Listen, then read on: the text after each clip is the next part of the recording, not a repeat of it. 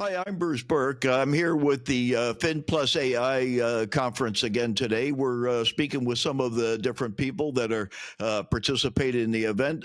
Today, I've got one of the event partners, the luminary himself, Angel Lorente. Angel, will you please introduce yourself to the people here and tell them about yourself, please, a Great. little bit? Well, sounds good. Well, thank you so much, Bruce, for having me here. I'm really excited about the conference and what you guys are organizing, and looking forward to seeing everybody in Florida in October. So, a little bit about myself. I'm Angel Lorente. I'm based out of New York. I was a 26-year Morgan Stanley guy, and I started the company that I'm here representing, FinTech Connector, back in 2016 while still at Morgan Stanley as a meetup group. And today, FinTech Connector is one of the largest invite-only network of financial services executives, business and investment experts, and fintech entrepreneurs, with the goal and purpose of connecting these people to collaborate and create financial services innovation. Great, great. And so you mentioned like you started as a meetup. Can very much like Finovate, I would imagine, right? He started in a hotel lobby. Jim did, right? And so tell me about like how you started, with just a meetup, and how you grew it to where you are now. Oh, great! No, I love telling this story because it really shows, how we need to think, especially people that are in financial services, people like myself, how we really need to think about upskilling and really growing ourselves into moving from traditional financial services into what is currently happening within the fintech world. But like I mentioned earlier, my career was at Morgan Stanley, where I was about at the time 20 years, going back to 2016. I picked up a research report that was put out by Morgan Stanley that was at the time interviewing the CEO of Digital Asset Holding, which was Blythe Masters. I believe she's no longer there. And she was talking in that interview about how blockchain and some of the technologies that were being built with fintech was going to disrupt financial services. So I'm sitting here in my office saying, all right, I've been here already for 20 plus years. What am I going to do if today someone comes, taps me on my shoulder, and tells me that a robot supported by a blockchain is going to take over my job?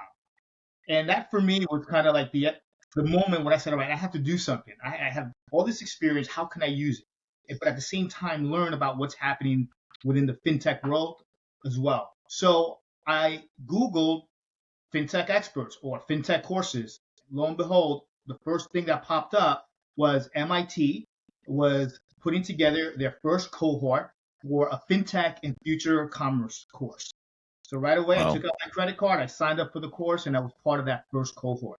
It was a great opportunity. It was all online. Like I said, it was 12, I believe it was 12 or 16. It was 12 weeks. Um, Joined the course, loved it. There were about 1,000 people taking this course from around the world. And I was like, wow, this is unbelievable how many people like myself, both experts, both executives and entrepreneurs, were taking this course. I went and I looked and I said, right, how many people are in the New York metro area that are taking the course? And there were about 100, 150 people. So right away, that first week that I was taking this course, I went to the forum and I created MIT FinTech Connector. I'm going to be at this bar called Hurley's, right up the block from the Morgan Stanley headquarters. Come on by, let's grab a beer and talk fintech. That first week, only 2 people showed up. And that was cool. I was meeting new people from the course, just getting to understand why we were taking this course. I took out my phone with a perfect angle. I took a picture of the three of us, but with the whole bar behind me. So it looked like there were about 50 people that were at the meetup for that first event. And I went the next day, I went, hey, too bad I missed you at Hurley's. We had a great time talking about the future of financial services. That was the start of what I like to say is FinTech Connector at this bar, Hurley's, on that day with only 2 other people that showed up for my meetup. Um, Throughout the course, those 12 weeks, I would do it every single Thursday. Went on the forum, said, if you're in New York, I'm going to be at this bar, Hurley's, 6 o'clock, come on by, let's grab a beer and talk fintech. And from that second week on, we started getting 7 people, then 10, then 20. So by the time this course was over, we would have 20 to 30 people from this course, either in New York, in the metro area, or traveling into New York for business showing up at this bar. The common theme that I found early on with the folks of the cohorts that were taking this course were they were either professionals like myself in traditional financial services that were trying to figure out, how do I get involved in fintech? How can I help? Even though I'm not a technologist or I'm building anything. And as I met the entrepreneurs, they were coming in and saying, look, I'm building this stuff, but I definitely don't know how to navigate myself around the industry or the financial services, or who do I need to talk to? And that's where it clicked for me, is how do I connect these experts, these executives with these entrepreneurs to help them on that journey? So to summarize, after that course is over, I continued to do the meetups. I started getting other community partners around the world that were saying, Angel, I'd love to do what you're doing in New York. I said, great. Create a meetup group called FinTech Connector London, FinTech Connector Zurich, wherever you are. And what I'll do is we cross promote each other, start building this brand and showing this connectivity that we have. Then around 2017, I ended up raising angel investment from some of our members that love what we were doing. It was the alternative to LinkedIn, which was getting too big in terms of creating a curated community that is there to solve financial services problems. So we raised that money. We built a platform, which is an invite-only member platform, which I want to invite all the folks that are going to be participating at the Fin+AI conference to join. But anyhow, we ended up building a platform, and today we have over 4,600 members in 125 countries that are connecting, collaborating, and creating financial services innovation together. So with this platform, so you had it originally at the bar, you had it at Hurley's, right? And now you built your own bar. You built Angels, right? Where everybody knows your name, now, right? Yes. So this is not just hey, join up, and there's nothing there, right? There's people communicating there. Talk about a few of the capabilities that you build in, and maybe some of the things that you're going to build in and coming in the future, right? And that's available once they've joined up, right? Yes. So before I go into that part of it, Bruce, let me tell you, we still do real world events. It's just we've graduated out of the bar scene, and now we do events on boats. So for the last 3 years, and actually more 5 years, but we had a gap year with COVID. We would pick a city, we would charter a boat that would hold up to 100, 150 people. And we would invite those executives, those experts, and those entrepreneurs to come on this boat and connect, network. We treat them to lunch. And it's a great opportunity for people to be in a relaxed environment in a beautiful location, to be able to connect, collaborate, and cultivate innovation.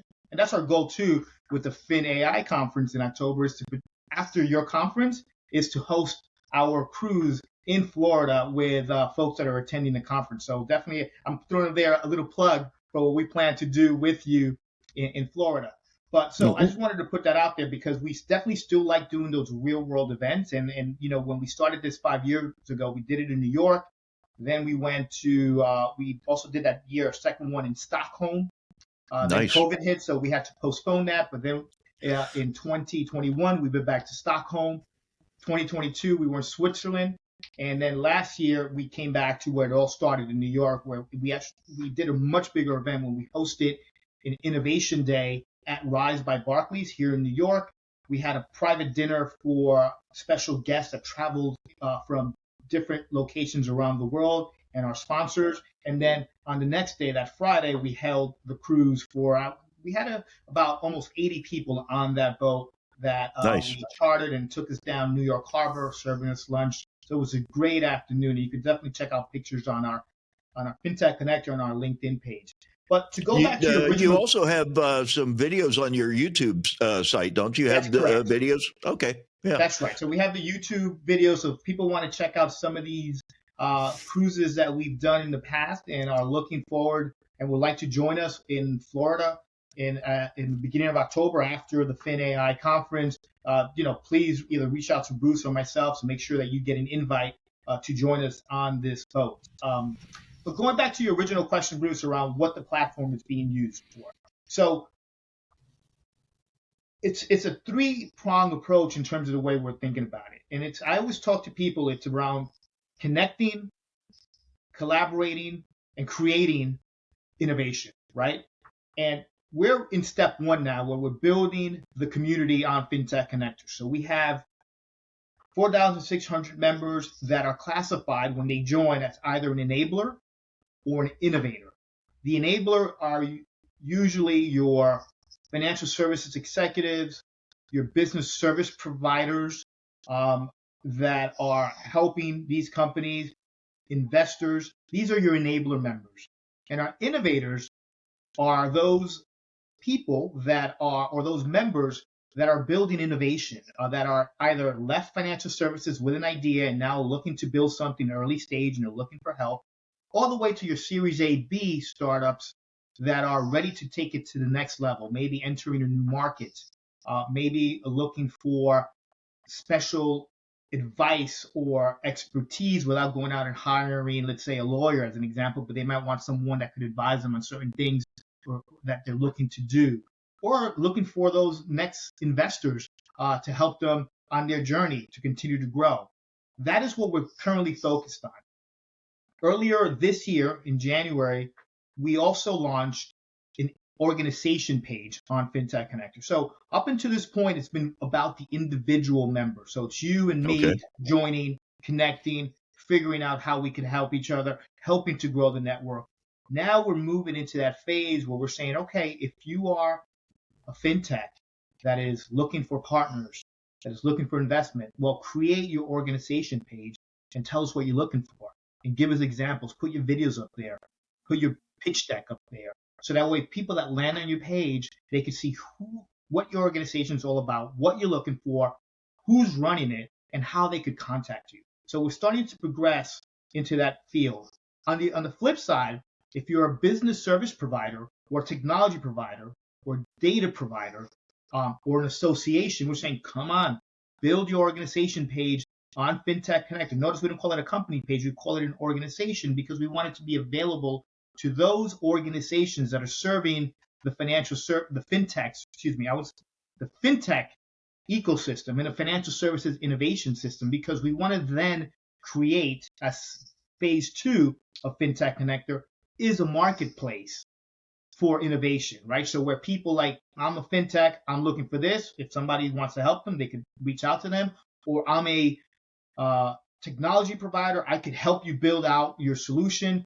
You could go through the organization page and find these people. And what we want to do is enable that by incorporating AI as part of that phase two to not only make it a passive way where where you have to go and find people. We want to then start saying, all right, based on what organizations are looking for, making targeted introductions. So that way, hey, Bruce, I am looking for a technology provider, or I'm looking to do an event and I'd like to be part of it. And you say, hey, we create events. I want to be able to say, FinTech Connector, why don't you make sure that you connect Angel and Bruce together, because there's essentially a common thread there that would allow us to move in terms of collaborating and building business together. Okay. And So then the they final would. piece, I was going to say the final piece is the create piece.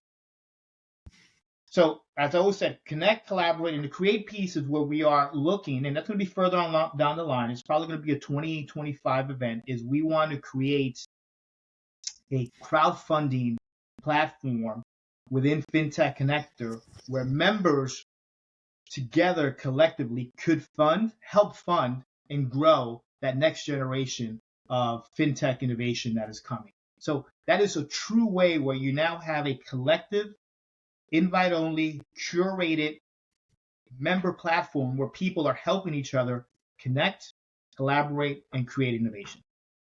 I'm going to pause there. Okay. So it's a combination of visibility as well as like kind of vetted, right? All these companies are vetted, and but also kind of like a deal book or a pitch book kind of a thing mixed with TechCrunch. Let me get my Facebook thumb out of the picture there. Um, but that so that's a kind of a unique hybrid. That's a little different than LinkedIn. It kind of brings people a reason why to join, right? Moreover than, hey, we're a community of fintech folks, right? You know. So I like to explain it. It's kind of like it's an equation of LinkedIn meets Fiverr, right, for that Okay. expertise, meets AngelList, right? And we're building it in steps. So that way we're not like, oh, here's everything. We're building it in steps. Creating a LinkedIn, the curated LinkedIn side that eventually becomes a Fiverr for expertise and innovation, that eventually becomes a platform where we are funding and growing the next generation of fintech companies. Wow. Wow, that's amazing. So uh so you started, you built the platform. Talk about some of the hurdles you had to overcome and some of the milestones that you've achieved, right? Because building things, I'm a builder, right? I built communities, I built shows, right? I know how difficult it is to get people involved and that sort of thing. So talk about some of the challenges, like, and how you overcame some of them, right? Yes. So I'll start with the first one, which is, it depends. I don't know if I call it a challenge, but it's definitely something that people always bring up as like, Angel, I can't believe you did this. You started this and you grew it to where you have it while you were still employed full time at Morgan Stanley. Because I started the meetup group in 2016.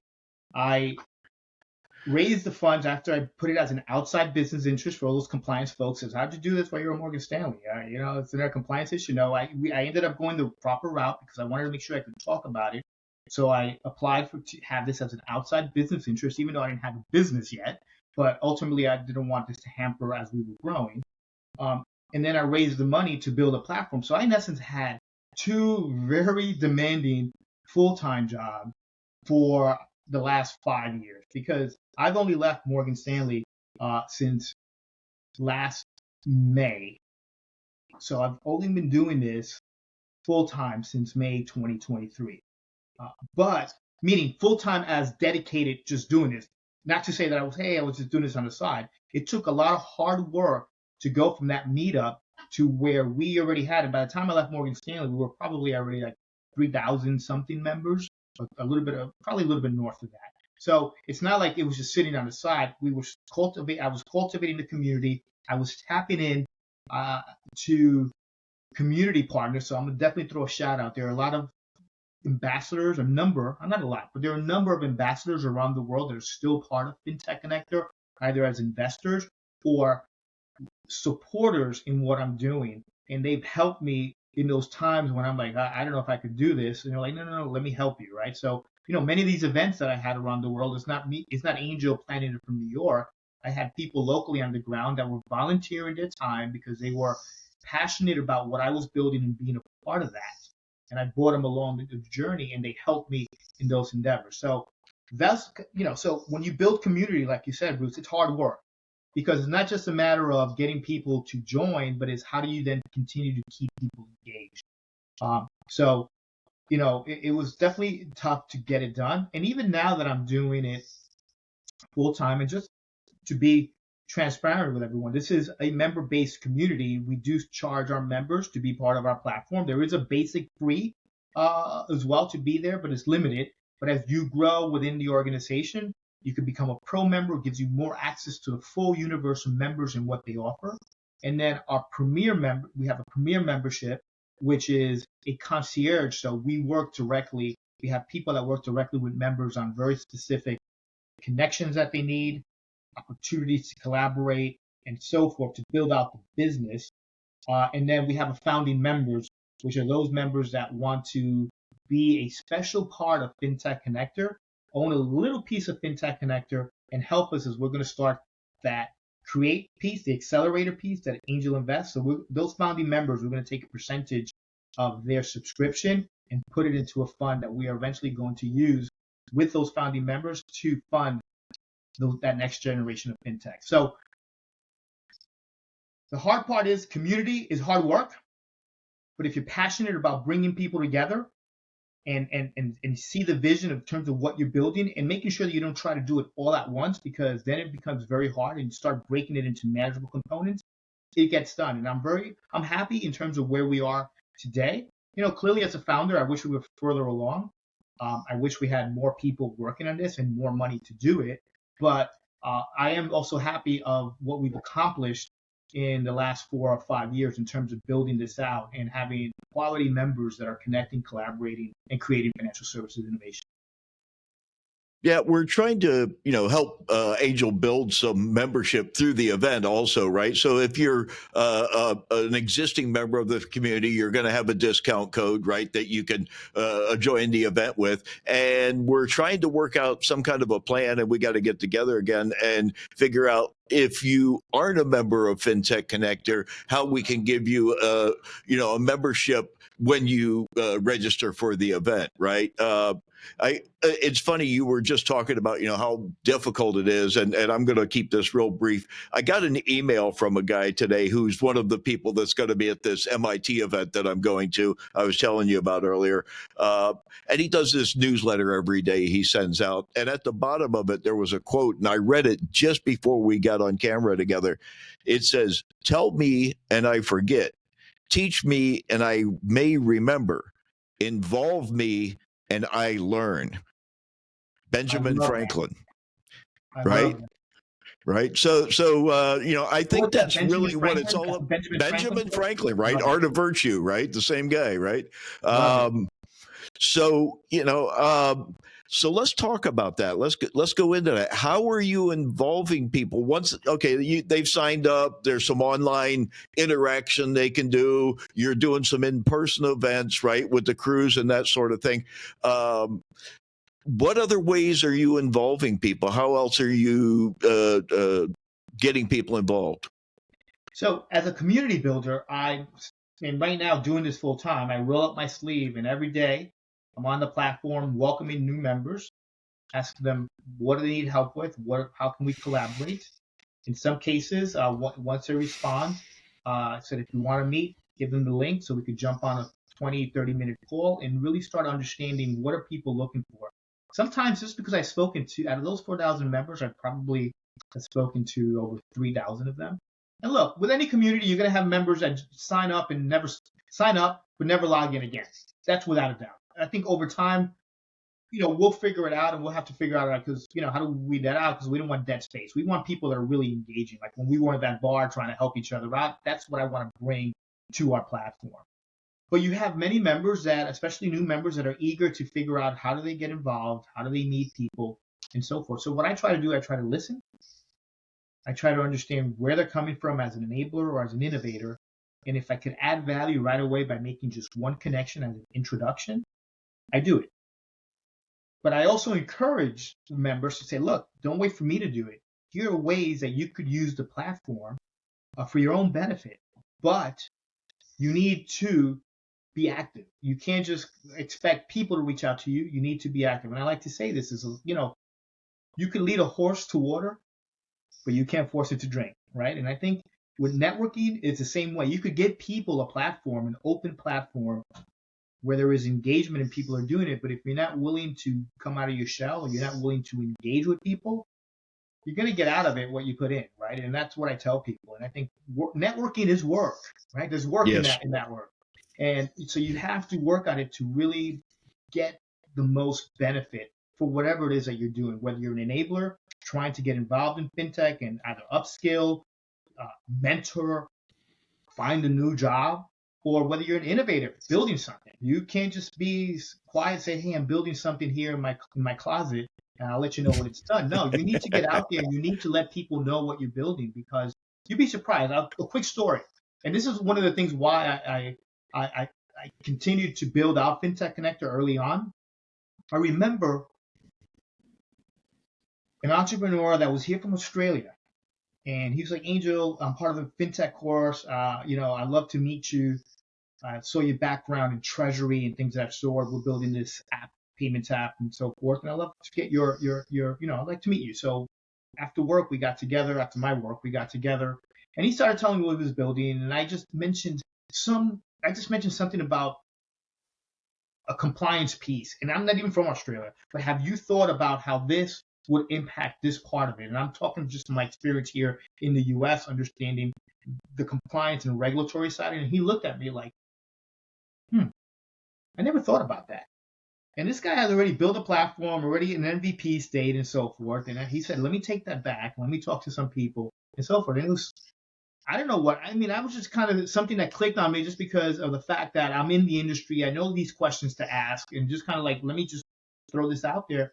And it made a connection for him that he realized that he might have been missing something. So he went back and started saying, all right, did we capture this? Or are we capturing these metrics the way that we needed? If and when, let's say, somebody would have come and say, I need to look at my books, right, to see what we're doing, right?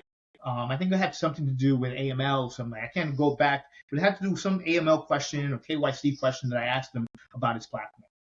So it's things like this that you only get that, especially if you're an entrepreneur early on, is you got to go out there and use FinTech Connector, because there are a lot of experienced people that maybe are not FinTech people, but they've been in the industry for a long time. And the reality is that many of these entrepreneurs are looking to disrupt an industry with regulation that is not going to go away just because they're building a shiny new toy. So they need to still play nice in that sandbox, making sure that they're not pissing anyone off, right? Because as quickly as they started, they could get shut down because nobody will partner with them, nobody will work with them if they're not considering the implications of that. And we're seeing that right now too in banking as a service. I'm just going to throw that out there. The regulators recently came out back in June, I think, with their guidance around third-party risk management and how both the financial institutions that are partnering with fintechs and the fintechs that are working with financial institutions, the guidance that they need to have in place to be able to partner with each other and ensuring that if a regulator were to come in the door tomorrow, that they could prove to them that their third-party risk management in terms of how they're interacting, how they're sharing data, how they're doing the KYC and so forth, are all in order. Before it was a check the box exercise, but that's not going to be the situation anymore. There's stories out there. There's some really good fintech influencers and writers that write really good stories about different institutions that are getting slapped. And I mean, slapped really hard on the hands because they're missing some key third-party risk management programs to monitor the fintech companies that they're partnering with. So, it's important that as members, we tap into that expertise and figure out how can we do it right. Yeah, it's interesting, like all the things that you start out with an idea, a concept, right? And especially when you're building a community, the community kind of starts steering it itself in a way, right? And you kind of got to move with the community a little bit. What other things have kind of come about since you started up that you initially didn't think of, right? Or didn't include in your original concept, right? Yeah. So, what I liked, it was always in the back of my mind that I want this platform to be used for business creating opportunity for investment, but I didn't think it would happen so early on.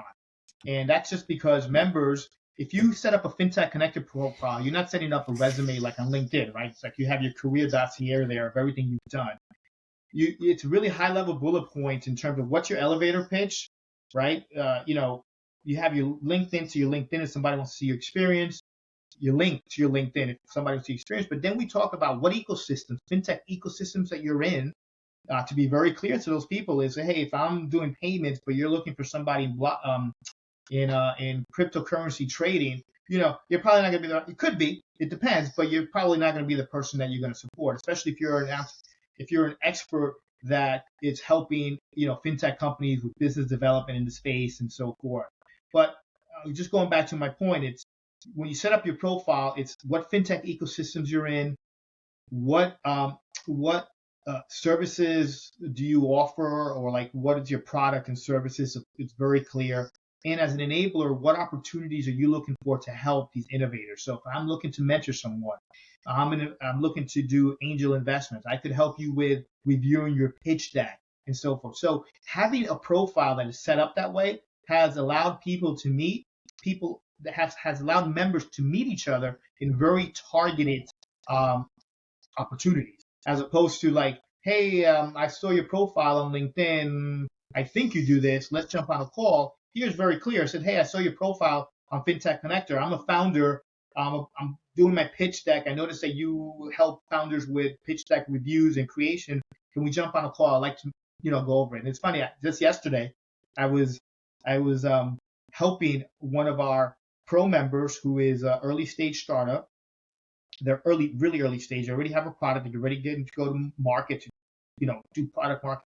More of an MVP, looking for product market fit, but he is now recrafting his investor pitch deck. So we ended up connecting since he is a member. And like I reached out to him, he's a pro member, and he was like, "Hey, I noticed that you could help me out in terms of my pitch." I said, "Let's do it." And we jumped out. And we stayed. It's supposed to be a half-hour call. We sat on for another hour, just me giving him advice on his pitch. And he sent me a message this morning. He goes, "That call was immensely huge in terms of the information you gave me for me to think about how I put my message together." So it's things like that. And I'm using my example because it's real world, Yeah. but I No, have examples from other people that have come back to me and said, "Hey, I met a client because of FinTech Connector," or, "Hey, I am potentially talking to this company now, and they're going to potentially hire me right now as an advisor, but eventually there might be an opportunity." So it's starting to see members coming back with those stories that really start saying to me, "All right, this is working. This is working in the way that I, wanted it to. Didn't think it was going to be that quick, and it's happening on its own organically, which means I'm no longer the bottleneck. It's the network is starting to work on its own." And the benefits in my mind, if you're on LinkedIn, every day you got a BPO guy coming in. Hey, we offer software. Blah, blah, blah, blah, blah, we can do this for you. We can do that for you. Or you're trying to find the fintech professionals amongst everybody else that's on LinkedIn, and it's really difficult to sort through it, right? And you just can't tell at a first glance. And it is so here, even though it is a smaller pond, it's a pond with exactly the people that you want to meet, right? And so it's optimized in that sense, right? It's just fintech people. It's, I'm sure there's banking, there's payments, there's cards, there's, data, there's governance, there's compliance, but it's people that are in that industry, and you're not going to get the marketers. You're not going to get the BPO developers. You're not going to get all the other stuff. You're going to get real people that are really doing the real thing. Well, look, I don't want to give a bad name to marketers, because we do have some very good marketing people on there. I'm one myself, Yeah, but they're very targeted in serving this community, as opposed to somebody saying, "Hey, I'll do your cold email campaign for you." No, these are people that are doing PR work for fintechs and financial services companies for years that are on here. I mean, we have this gentleman from KCD PR, Kevin Denito. Okay. He's one of our founding members, actually.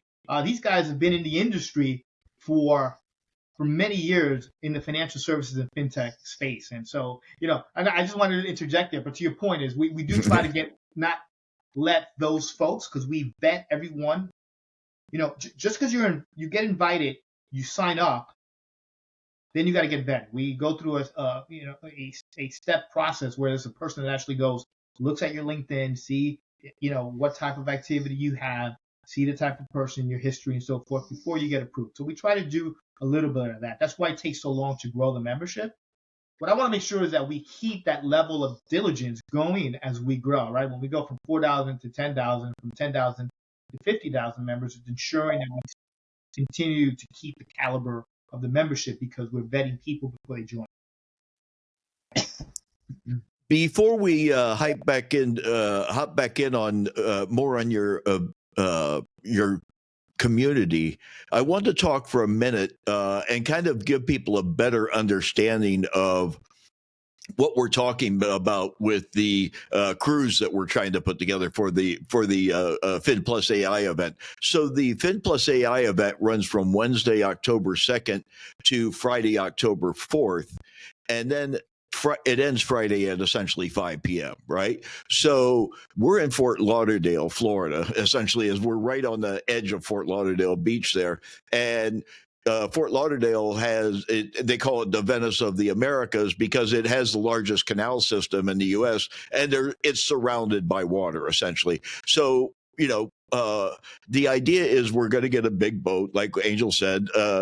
We're going to have to see how many people sign up, But an additional benefit to being on this thing is I'm working on our keynote speakers to be at the head of the tables, right? So we have Chris Skinner, who's our opening day keynote address, and then we got Paolo Cerrone from IBM. Paolo has a new report on generative AI and banking, and Chris has a new one called Intelligent Money, when money thinks for you. So they're both about AI and fintech, and they're going to be two great speakers to set the pace. So the idea is Friday night, after the conference is over, everybody gets on the boat, has a celebration, right? Has some dinner, some professional talk, make some new friends, and close out the event. A special event after the event, right? So the event after the event. Yeah, the after party. It's the after party, right? And we don't know the boat. We don't know where we're going yet. We don't know any of that. But more will be revealed as we go along. Subscribe, follow, like, all that sort of thing. So, Angel, has there been any?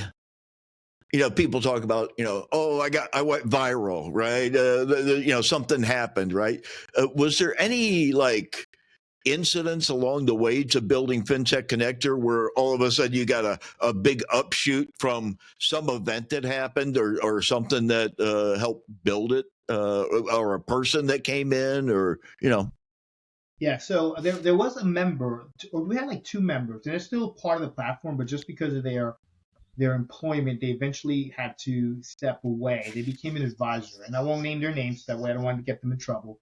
But this one person, a woman, influential, she was part of our platform. And I remember at the time we were maybe only 300 people on the platform. For the moment she came on, I think for 6 months that she was part, we were able to go from 300 to close to 2,000 members. And this is because she has a huge following on LinkedIn, and she promoted FinTech Connector on LinkedIn to her followers that are in the financial services and fintech space, and told them, you need to join this.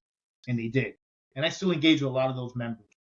She's still part of the platform, but again, because of the job that she has, unfortunately, she had to step away from being an advisor to FinTech Connector. And she still helps promote it, but she has to be careful because some companies are still very, depending on the industry that you're in and your role and your level, don't allow you to really do too much outside business interest. But anyhow, that was a great opportunity where I noticed that having influencers that are in the industry, it's not influencers like TikTok or Instagram influencers, but I'm talking more influencers or experts in this industry. I think people like Chris Skinner, as an example, that could really drive being part of this and driving that connection. I said maybe people like you, Bruce. You know a lot of people, right? Getting your network to join and getting folks that are joining this event to be part of FinTech Connector. That's when we start seeing these viral type growth, where we go from all right, we might have 100 members a week to maybe having 500 join, and which is fine. Look, and at the end of the day, it's not about the numbers; it's about the quality of the members. So we'll eventually get there in terms of size to have enough people to connect with. But I think right now what we're seeing on our platform, like I said, 4,600 members, 125 countries. We're close to 40,000 messages have already been exchanged on the platform. So it's not small. It's not small. But of course, as a founder, I wish we were already at 50,000 members. Well, That's an example of but what like we you want said, to it's to me, some of the points that you were pointing out earlier, it's really, it's great, numbers, right? But the quality of the people, right? I think I joined because of this woman that she invited me, and I was like, well, Okay. wow, if she's like a member, I want to be a member, right? Of that thing, right? There you And, go. because I knew she was huge, right? I had been following her, and she was huge, and I was like, oh, this is this is the place to be. This is where the peeps are, right? And I think that's why I joined. That's great. I But said that story as an example, and look, you're a prime example of. I didn't know you were a Kane because of her. But that's great. yeah, That's good to know. so so we want to do as much as we can to as an event. The event is here to promote people, right? Yep. And to promote organizations such as yours, right? And in building distribution.